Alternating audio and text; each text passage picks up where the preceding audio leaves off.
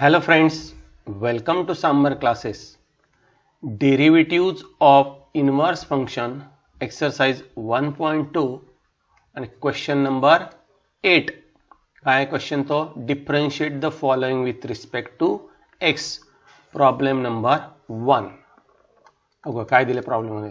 याला y म्हणून consider करू आपण. So let y is equal to sin inverse of in bracket 4 sin x plus 5 cos x divided by root 41. आता याचं differentiation करायचं आहे. त्या अगोदर हा थोडा सिंप्लिफाय करून घेऊ. y is equal to sin inverse of हा जो रूट 41 हा सेपरेटली मांडू. म्हणजे हे मांडू शकतो आपण 4 upon root 41 into sign x plus 5 upon root 41 into cos x. आता ह्या ज्या व्हॅल्यू आहे 4 अपॉन रूट 41 आणि 5 अपॉन रूट 41 याबद्दल आपण काय करणार आहोत, पुट करणार आहोत.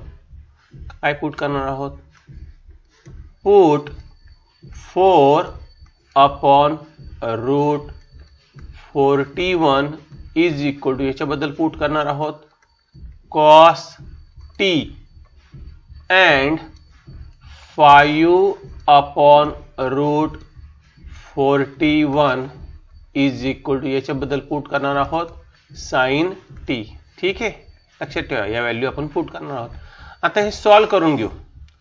देअरफॉर याचा स्क्वेअर केला, हा झाला cos square T.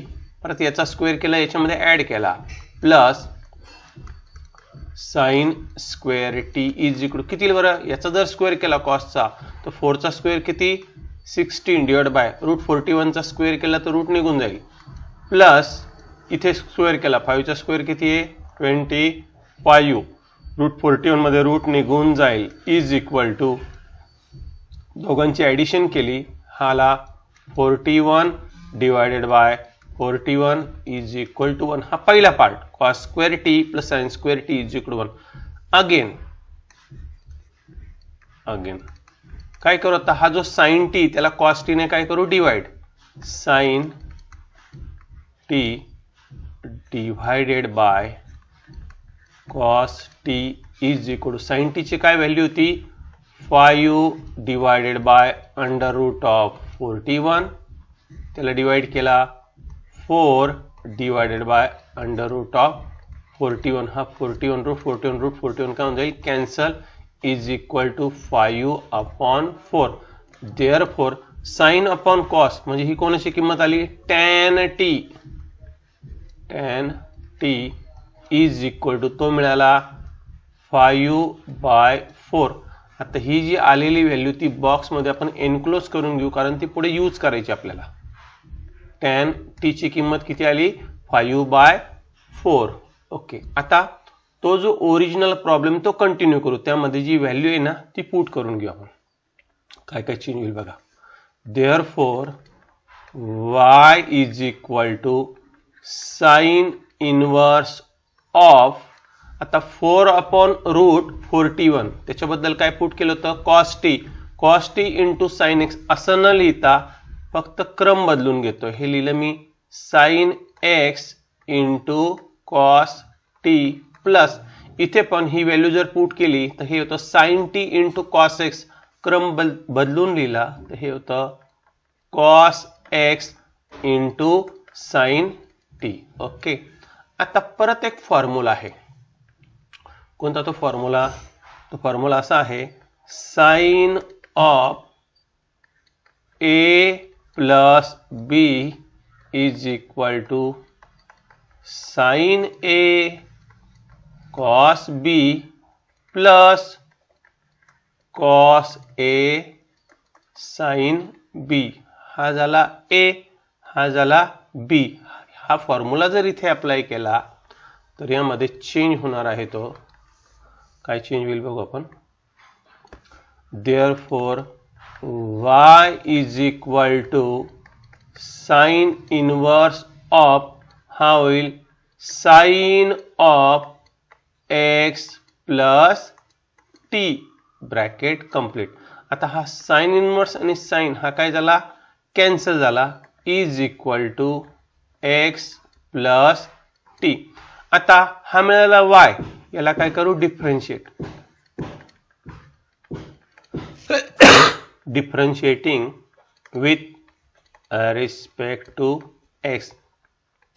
Therefore dy by dx is equal to d by dx of x plus t bracket complete is equal to d by dx of x plus. आता जर tan t ची value 5/4 असेल तर t ची value काय होणार आहे tan inverse of 5/4 plus बघा ही जी t ची व्हॅल्यू आहे ती इथे टाकून घेतली tan इनवर्स ऑफ 5/4 आणि हा कसा आहे कॉन्स्टंट आहे आणि नेहमी कॉन्स्टंटचा डेरिव्हेटिव्ह काय असतो 0. याचा जर डेरिव्हेटिव्ह घेतला तर हा काय येणार आहे 0. Therefore dy by dx is equal to derivative of x किती आहे 1 आणि पुढच्याचा डेरिव्हेटिव्ह किती 0. आता हे जे आलेलं आन्सर आहे त्याला काय करू बॉक्स मध्ये एनक्लोज. हे त्याचं final answer. Okay. Problem number 2 काय दिले प्रॉब्लेम मध्ये let y is equal to cos inverse of root cos x minus sin x upon 2. आता एक नंबरचा जो प्रॉब्लेम सॉल्व्ह केला ना त्याच स्टेप इथे आपण काय करतोय कंटिन्यू करतोय. बघा पहिल्या स्टेप मध्ये काय केलं होतं हा जो डिवाइड असलेला 2 आहे तो सेपरेट करून मांडला. इथे तेच केलंय. So cos inverse of root 3/2 cos x minus sin x त्याचा कोएफिशिएंट किती आहे 1 म्हणून हा लिहिताना काय लिहिला 1/2 sin x. आता तिथे या दोघांबद्दल आपण व्हॅल्यू पुट केल्या होत्या. एकासाठी पुट केला होता आपण sin t आणि एकासाठी पुट केला होता cos t. कसं लक्षात ठेवायचं cos चा जो कोएफिशिएंट असेल तो sin म्हणून काय करायचा पुट करायचा आणि sin चा जो कोएफिशिएंट असेल तो cos म्हणून पुट करायचा. म्हणजे इथे बघा पुट करताना रूट 3/2 याच्याबद्दल काय पुट केला होता cos पुट केलं. साइन पुट केला असतं तरी चाललं असतं पण केव्हा जर मिडलला प्लस साइन असती तर त्यावेळेस आपण साइनचा फॉर्म्युला यूज केला.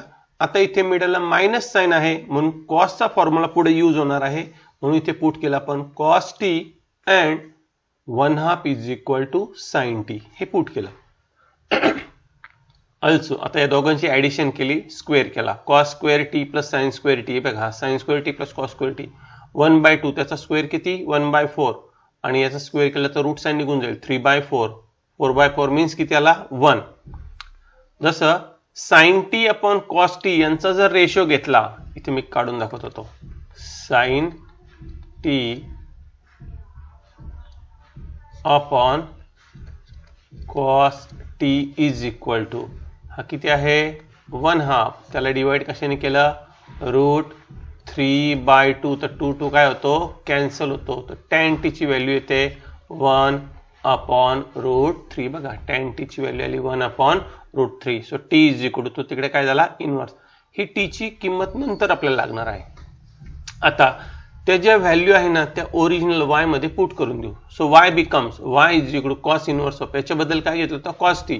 सो हा झाला cos t into cos x. फक्त त्यांचा जो ऑर्डर आहे ती बदलून घेतली. x ची टर्म सुरुवातीला लिहिली t ची टर्म नंतर मायनस परत sin x इंटू याच्याबद्दल काय पुट केलं तर sin t sin x into sin t. आता मागच्या प्रॉब्लेम मध्ये जसा sin a प्लस b चा फॉर्म्युला आता इथे असणार आहे cos a प्लस b चा फॉर्म्युला काय आहे तो cos a cos b minus sin a sin b. लक्षात ठेवा इथे मिडलला जर प्लस साइन असेल तर इकडे सॉल्व्ह केल्यानंतर हा काय होतो मायनस पण रेशो इथे सेम आहे cos cos sin sin pair same आहे पण मिडलचा साइन काय होतो चेंज होतो आणि साइनचा फॉर्म्युला यूज केला त्यावेळेस पेयर काय होऊन जाते साइन आणि cos अशी होते. मिडलचं जे साइन ते जसेच्या तसं राहतं. Okay, next step, cos inverse of x plus T. हा परत कॉस आणि कॉस इनव्हर्स काय झाला, कट झाला. काय राहिलं, ओनली एक्स प्लस टी.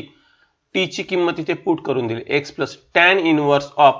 प्रत्येक वेळेस इथे आलेला हा जो टॅन इनव्हर्स ऑफ, मग ते काही पण व्हॅल्यू असो, टॅन इनव्हर्स ऑफ 1 असो, 1/√3 असो, √3 असो, हा काय असतो, कॉन्स्टंट. आणि कॉन्स्टंटचा डेरिव्हेटिव्ह पुढे किती घेतो आपण, 0. ठीक आहे, differentiating with respect to x, याचा डेरिव्हेटिव्ह घेतला. पहिला टर्म एक्स, त्याचा डेरिव्हेटिव्ह किती 1 आणि याचा डेरिव्हेटिव्ह काढून गेला 0. 1 + 0. फायनल आन्सर आलं dy/dx = 1. ओके. प्रॉब्लेम नंबर 3 काय दिलंय, y = sin inverse of cos √x plus sin √x divide by √2. स्टार्टिंगचे दोन प्रॉब्लेम सोडवताना जी मेथड आहे तीच इथे यूज केली आपण. पहिल्या स्टेपमध्ये हा डिनॉमिनेटरला असलेला √2 हा सेपरेट करून लिहिला, म्हणजे हा लिहिला 1/√2 cos ऑफ √x प्लस याचा कोइफिशियंट किती असतो 1, म्हणून हा लिहिला 1/√2 sin √x. इथे या ज्या काही किमती मिळतात ना त्याबद्दल आपल्याला पुट करावं लागतं. आता मिडलला कोणतं साइन आहे, प्लस, मग कॉसला जोड कोणाची, साइनची, आणि साइनला जोड कोणाची, कॉसची. हे लक्षात ठेवा. ठीक आहे. सो 1/√2 याच्याबद्दल पुट केलंय sin t अँड 1/√2 हा नेक्स्ट वाला याच्याबद्दल काय पुट केलंय, cos t. जरी दोन्ही व्हॅल्यू सेम आहे पण पुट करताना स्टार्टिंगचा जो 1/√2 त्याच्याबद्दल sin t आणि नंतरचा जो 1/√2 त्याच्याबद्दल काय पुट केलं, cos t. यांचं जर स्क्वेअरिंग केलं तर माहिती आहे 1/√2 चा स्क्वेअर काय 1/2, याचा पण स्क्वेअर काय 1/2. 1/2 + 1/2 किती, हाफ प्लस हाफ किती झाला 1. आता तसंच जर तुम्ही sin t upon cos t जर केलं ना, इथे बघा sin t upon cos t is equal to same number आहे 1/√2. त्याला जर तुम्ही परत एकदा 1/√2 ने जर डिवाइड केलं तर एकमेक कॅन्सल होऊन जातं. So tan t sin upon cos म्हणजे काय, tan t. 1 ही कोणाची किंमत आली, tan t. ओके, इथे बघा tan t is equal to 1. So t is equal to tan inverse of 1. पुढे हा यूज करावा लागणार आहे. आता ह्या ज्या व्हॅल्यू पुट करायच्या ना ते ओरिजिनल इक्वेशन मॉडिफाय होऊन जाईल. y is equal to sin inverse of, याच्याबद्दल काय पुट केलं होतं, याच्याबद्दल पुट केलं होतं sin t. मग हा झाला sin t into cos √x plus cos t into sin √x. परत तो फॉर्म्युला कोणता, sin of a plus b is equal to sin a cos b plus cos a sin b. पण a म्हणजे काय असेल आपला तो t आणि b म्हणजे काय असेल √x. असेल t असेल √x. त्याचा स्टँडर्ड फॉर्म तो लिहिला आपण sin inverse of t plus √x. Sine आणि साइन इनव्हर्स काय झालं, कॅन्सल, राहिलं only t plus √x. t ची जी किंमत आहे ती पुट करून दिली tan inverse of 1 plus √x. याचं डिफरन्शिएशन केलं.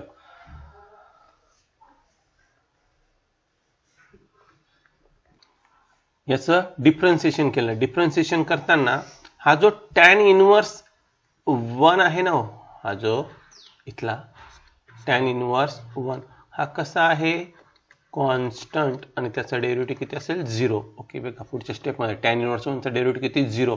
आणि एक फॉर्म्युला आहे d/dx ऑफ √x. √x चा डेरिव्हेटिव्ह आहे 1/2√x. सो फायनल आन्सर आलं dy/dx is equal to 1/2√x.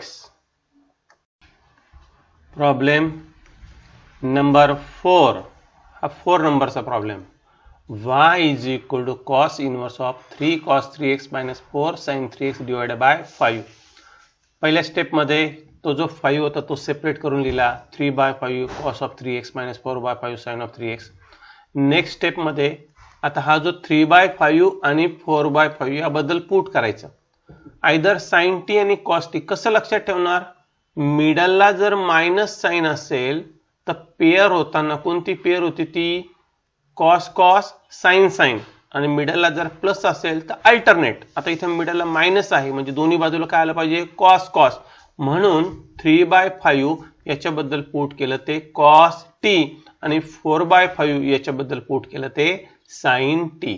ठीक आहे. नेक्स्ट स्टेप, याचा स्क्वेअरिंग जर केलं तर प्रत्येक वेळेस ती व्हॅल्यू जनरली 1च येते. ती sine square theta plus cos square theta is equal to 1 अशाच त्या व्हॅल्यू तिथे दिलेल्या असतील. त्यावरनं फाइंड आउट केला जातो टॅन टी. कसा साइन अपॉन कॉस यांचा जर रेशो घेतला तर हा 5 कॅन्सल होऊन जातो, हा झाला 4/3. हा टॅन तिकडे जर ट्रान्सफर केला तर t is equal to tan inverse of 4/3. म्हणजे ह्या टाईपच्या प्रॉब्लेम मध्ये तुम्हाला टी ची व्हॅल्यू फाइंड आउट करावा लागते. टी ची व्हॅल्यू दुसरं की ते साइन टी कॉस टी ह्या व्हॅल्यू पण काय करावं लागतात पुट करावं लागतं, अशी ती मेथड आहे. ठीक आहे. y is equal to cos inverse of put करून दिलात आहे. हे कॉम्बिनेशन काय आलं cos 3x into cos t minus sine 3x into sine t. इथे कोणता फॉर्म्युला, इथे फॉर्म्युला असेल cos a plus B is equal to, आता कॉस आहे मिडलला कोणतं साइन आहे प्लस, आपण घेतोय cos a cos b minus sine change झालं बघा साइन a साइन बी सारखी जोडी आहे कॉस कॉस साइन साइन, पण मिडलचं चिन्ह जे काही ना ते बदललं. ठीक आहे. हा आहे कॉस ऑफ, हा a आणि हा b समजा 3x प्लस टी. कॉस आणि कॉस इनवर्स काय झाला कट झाला, राहिला only 3x plus t. T ची व्हॅल्यू इथे पुट करून दिली. आता याचं काय करणार differentiation. So dy by dx equal to d by dx of 3x plus tan inverse. हा कॉन्स्टंट आहे, प्रत्येक वेळेस सांगतोय हा कॉन्स्टंट आहे आणि याचा जो डेरिव्हेटिव्ह तो किती आहे 0. 3x चा डेरिव्हेटिव्ह किती 3 प्लस 0. सो फायनल आन्सर आलं dy by dx is equal to 3. Okay okay. Problem number 5. y is equal to cos inverse of 3 cos of e raise to x plus 2 sine of e raise to x divided by √13. आता स्टार्टिंगच्या 4 problem वरून तुम्हाला त्याच्या step लक्षात आल्या असतील. पहिल्या step मध्ये आपण हा जो √13 आहे डिनोमिनेटर तो सेपरेट करून लिहिला 3/√30 प्लस 2/√13. नेक्स्ट स्टेप मध्ये यांच्याबद्दल व्हॅल्यू पुट करायच्या. हे बघा यांच्याबद्दल व्हॅल्यू पुट केली 3/√30. इथे काय पुट केला cos t, इथे काय पुट केला sin t. पुढे याचं जर स्क्वेअरिंग आणि ऍडिंग जर केलं तर हा ऑटोमॅटिक किती होऊन जातो 1. सांगतोय कसा तो साइन स्क्वेअर टी जर केला तर हा होतो 4/13 प्लस कॉस स्क्वेअर जर केला तर 9/13 ऍडिशन होते 13/13 म्हणजे 1. आणि sine t upon cos t हा जर रेशो घेतला प्रत्येक वेळेस हा जो टॅन टी कसा मिळवतो sine t upon cos t वरती. आता या केसमध्ये 2/√13 डिवाइडेड बाय 3/√13. हा 13 काय जातो कॅन्सल, √13 कॅन्सल झाला तर आला 2/3. पण साइन अपॉन कॉस म्हणजेच काय मिळाला तो टॅन टी. या पद्धतीने एकदा टॅन टी मिळाला की इनवर्स केला का काय मिळतो टी, आणि हा टीच आपण पुढे काय करत असतो पुट करत असतो, टी ची व्हॅल्यू पुट करत असतो. ठीक आहे. नेक्स्ट स्टेप, आता y is equal to original function कसं मॉडिफाय होऊन जाईल cos inverse of cos t put केला तो into cos e raise to x plus sine t into sine e raise to x. हा एक स्टँडर्ड फॉर्म्युला आहे कोणाचा, हा तो आहे कॉस a मायनस बी.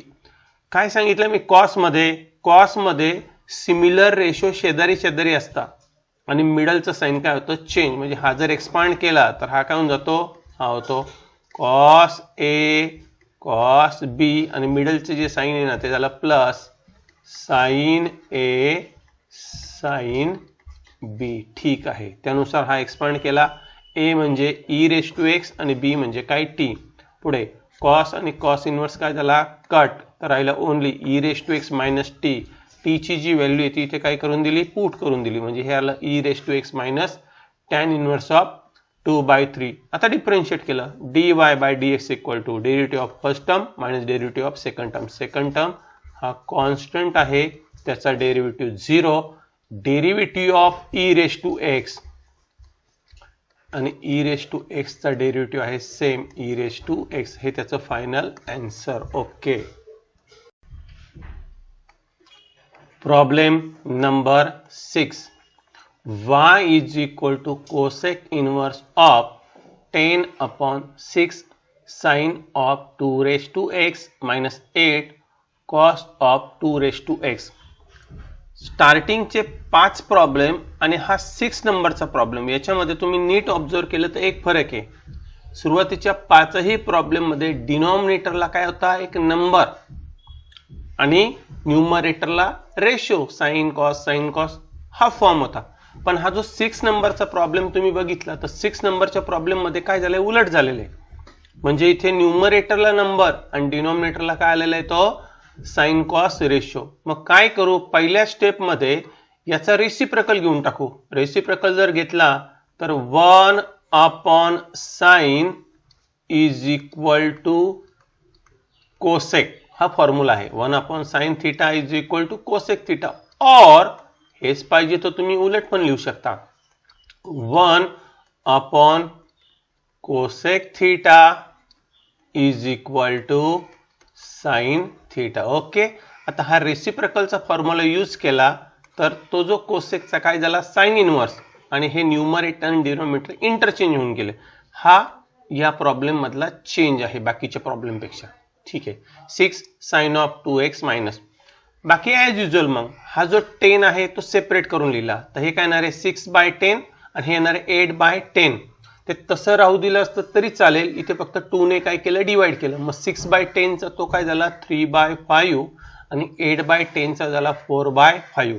ही झाली ही स्टेप. नेक्स्ट स्टेप मध्ये यांच्याबद्दल व्हॅल्यू पुट करणार. 3/5 बद्दल काय पुट केलं, cos t, आणि 4/5 बद्दल काय पुट केलं, sin t. यांचा स्क्वेअर केला, ऍडिशन केली तर प्रत्येक वेळेस 1 येतो ते सांगितले तुम्हाला. Next step sign upon cos, तर त्यावरनं मिळतो आपल्याला tan t. तो इन्व्हर्स जर केला तर t is equal to tan inverse of 4/3. ही व्हॅल्यू पुढे यूज करणार आपण. y इज इक्वल, आता ते फंक्शन कसं चेंज झालं, साइन इन्व्हर्स ऑफ, लिहिताना साइन 2 रेज टू x स्टार्टिंगला लिहिला आणि नंतर काय लिहिला, तो व्हॅल्यू पुट केली cos t minus cos of x ची टर्म सुरुवातीला लिहिली आणि t ची टर्म नंतर लिहिली, एवढा फक्त बदल केला. आता हा कोणाचा फॉर्म्युला आहे, हा आहे sine a minus b is equal to काय आहे, तो sine a cos b minus cos a sine b. Sine हा जर रेशिओ असेल तर पेयर ही बदलते आणि कॉस रेशिओ असेल तर पेयर बदलत नाही. साइन मध्ये मिडलचं जे चिन्ह म्हणू आपण ते ॲज इट इज राहतं बघा, मायनसला मायनस आणि प्लसला प्लस. कॉस मध्ये ते चिन्ह बदलतं. ठीक आहे.